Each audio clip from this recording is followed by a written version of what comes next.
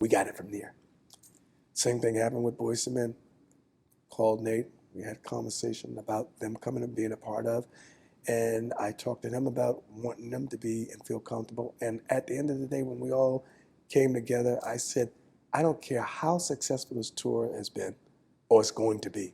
We could tell right off the bat because as soon as it went up for sale, it was like it went completely crazy. I said, this tour would be an absolute failure to me if we leave off this tour, and I forget the money, but we leave off this tour and everyone didn't have a great time. It's a failure to me. Mm-hmm. We're on our last day on this tour today. On the stage, every night, even at the ending, we're whispering in each other's ears, we got to keep this going. Yeah. We don't want to stop. Tony's, let's go. I want to go. Let's keep going. Boyz II Men, let's not stop, man. This is fun. We've been having fun.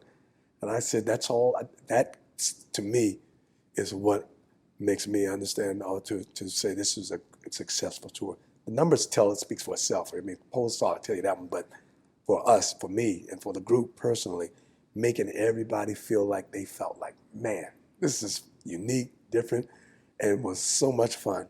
It was the success, made it feel successful to me. Yeah. But I did that because it's what I was talking about earlier about respect and learning how to communicate with people, understanding people speak different languages, and how you have to deal with it. Like we all think because we speak English that we all, you're direct with that and that makes somebody understand. We all still speak a different language, even though we speak English. And you have to learn people to begin to understand how to deal with them. Yeah, I just want to go back, and that wasn't lost on me what you just said. You said we all speak a different language, even though we speak English. Yeah.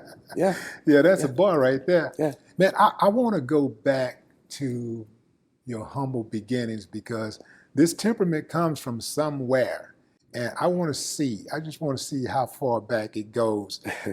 You are the son of a preacher man, Mr. Johnny Sr.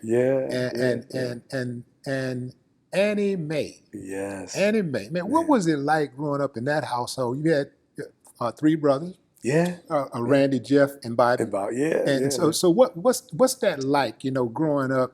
And you started so young, man. Wasn't you like 5 years old when you first hit the stage? About 4 or 5 years of age. So that's all you know is performing. All I know. Like it's really in your DNA. Yeah. My dad, who was a minister, he was one of those singing ministers. He was one of those like the T.D. Jakes singing and preaching.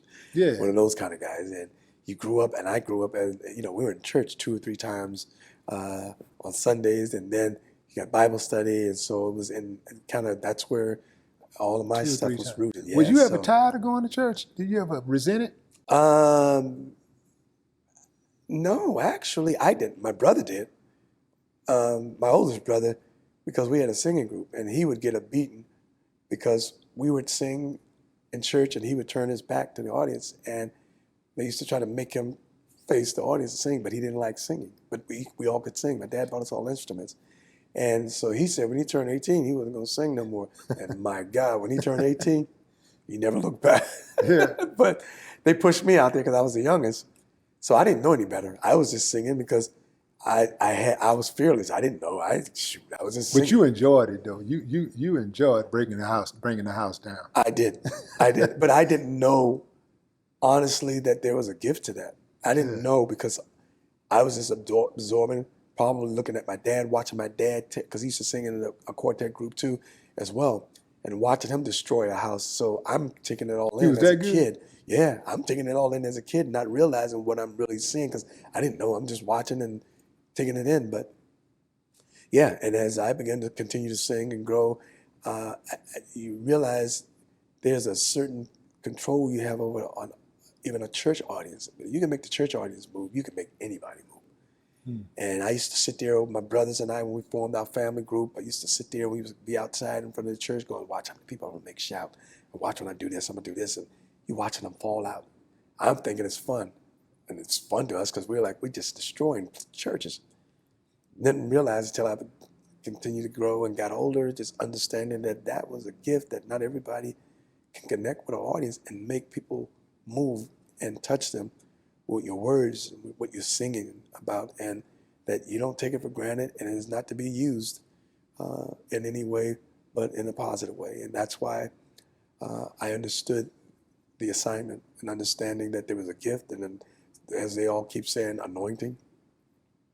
I began to understand that much clearer when you start to realize how many people can open their mouths and can sing rings around some of us, but there's a lack of a disconnection, of a connection with the audience. And when you can have someone who might not even be the greatest singer, but could say and know what the hit words, melody can just destroy a place, you realize this is a gift. That's a gift and an anointing.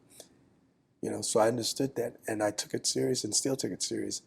When I put a mic in my hand, man, listen, good voice, bad voice, it doesn't matter. All I know is I'm leaving it all out there. Like there is no tomorrow. Why? Because this is a blessing. I'll be 60 years old coming up and doing this for 43 plus. May, right? May 22nd. Yeah. So, it's like, I'm so grateful and being able to do this. And the reason why I've been able to do it so long, because I've taken this serious. It's not just something that I do. Not everyone has been down the same road or haven't had the path that I've been down, but some have gone through so much, from drugs to all kinds of things. Listen, my dear brother Arsenio Hall, congratulations. He got his new book just been released. Oh, And Arsenio, yeah. Yeah, that's my brother. Absolutely. And he said to me, he says, it's about time for you to do your book. I said, bro, don't nobody want to read my book. And he says, why? I said, I don't have no drama. Like, I know people need a bunch of drama and all this madness. You'll read the first page, you're going to be asleep. I don't know what to tell you. He goes, that's not true. I don't think so. He says, you got to understand, starting in this business as a kid. Yeah. I said, but the other stuff, I don't have drug issues. I never had none of this stuff. I said, the biggest problem, because I'm such a private person, I said, people's biggest concern still, and is frustrated with me to keep going, is he gay or what? Because I won't even allow people in my life. I don't allow people, because there's a point where it's like, this is my personal life.